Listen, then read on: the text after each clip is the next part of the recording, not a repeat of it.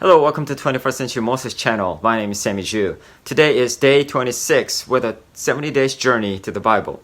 If you like this video and want to receive more videos, next videos, hit the burning bush button right here to subscribe and hit the bell notifications as well so you won't miss a thing. For better understanding of today's portion and the maximum result, please see the interactive study guide on the description section below. And fill out your own answers on a separate sheet as you watch this video. Now get your pen, paper, and most importantly, your Bible. Are you ready for the journey? Let's go. 13. Nehemiah's reformation was continued. Tithe and Sabbath were restored as well. He cleansed the temple. Okay, we just finished the book of Nehemiah. Let's go to the next stop, the book of Esther, chapter 1.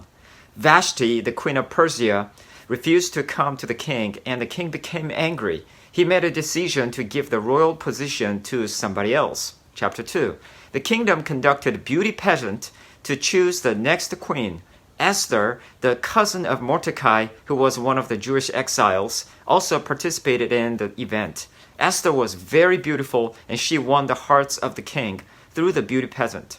Now, Mordecai found out about a plan to assassinate the king, and he told Esther about it to protect the king.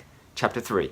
Haman, the king's official, was exalted among other officials, but only Mordecai did not bow to him. Haman became angry, and he made a plot to kill not only Mordecai, but also all the Jews. Chapter 4.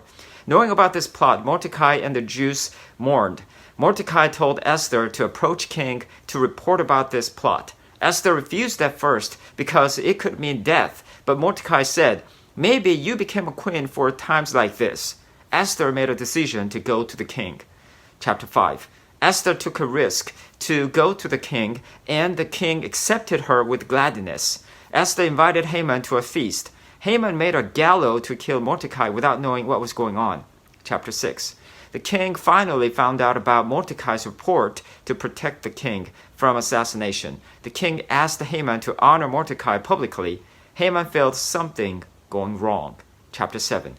Esther went to the king again and reported about Haman's evil plot. Haman was hung on the gallows that he made. Chapter 8. The king gave permission to Esther and the Jews to avenge on their enemies. There was gladness, joy, and honor for the Jews. Chapter 9 and 10. Mordecai became great. All other nations were afraid of the Jews. There was a feast of Purim instituted celebrating evil being turned into good. Okay, we just finished the book of Esther as well. How about drawing a map of Ezra, Nehemiah, and Esther all at the same time together? Is it possible to do it? Yes, it is. Let's do it. All these three books talk about Jewish exiles. Ezra was a Levite who came back to Jerusalem with king's permission. He came to rebuild the temple of Jerusalem.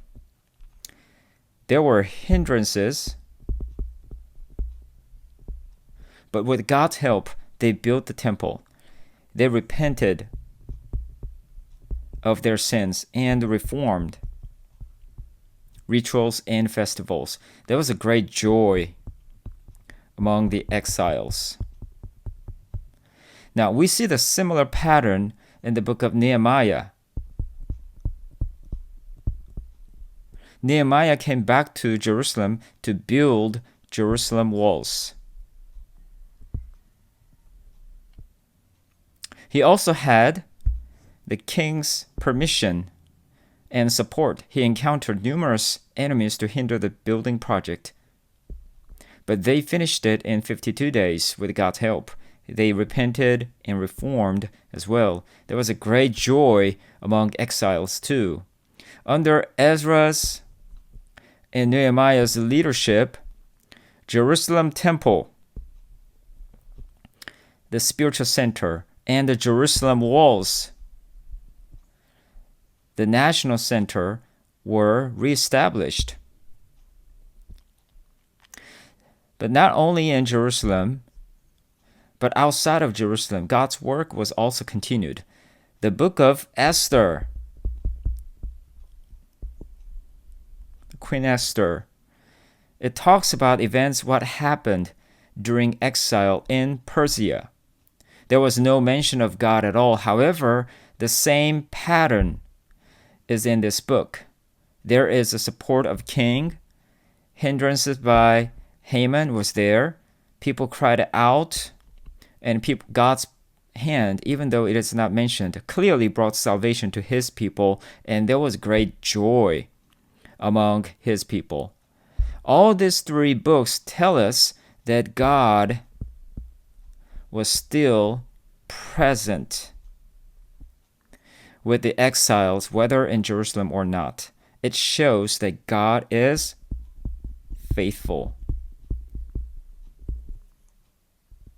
Now we're going into the next part in the Old Testament, the wisdom literature. The first one is the famous book, the book of Job. Let's dive into it. Chapter 1. The book introduces the man named Job. He was a nearly perfect man who was blameless, upright, and a man who feared God. He was also a very rich man, yet he was humble enough to worship God all the time with his family. Satan said, Job worships God because God blessed him with riches. If the riches are gone, taken away, he would not worship God and curse him. God allowed Satan to take away riches and all Job's belongings. And one day it all happened. Job lost everything, including his own children. Yet he still worshipped God and did not fall into sin. Chapter 2.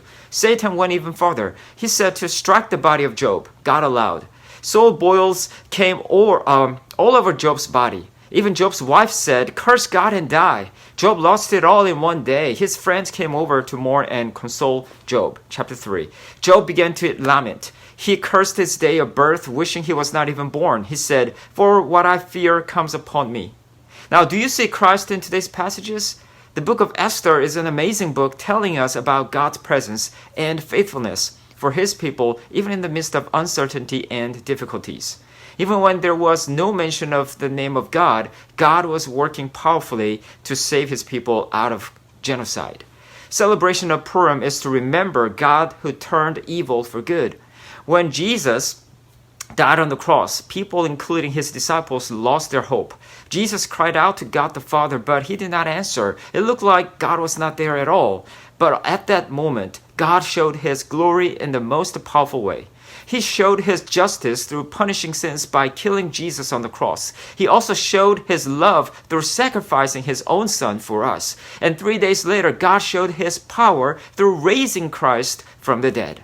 In the pinnacle of darkness and impossibility, God showed the true Purim, the brightest power to turn the evil for good by saving us from sin and death. So how should we live? We do not have to worry about the circumstances we are in. You may be in a complete darkness, that you do not feel the presence of God at all. But trust God who was faithful to Israelites in Persia. Even in the place far away from Jerusalem, God was still with his people and he protected and saved them. God is the same today. Do not lose your hope and faith in God. Trust the love at the cross and power at the empty tomb of Jesus for you.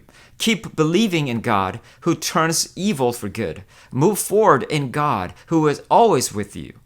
Now, what do you think? Please share your points of applications with us. Did you fill out the blanks in today's study guide? Answer keys for today's session will be in the next video. The answers from the last videos are Darius, Jerusalem, repented, hindrance, pressure, distracted, God, compassion. Thank you for finishing watching this video. This is just a summary of the chapters, so please read the actual Bible and read chapters assigned for today. After you read today's portion, find the 70 days reading log in the description section below and put your unique icon or emoji in the day 26 box.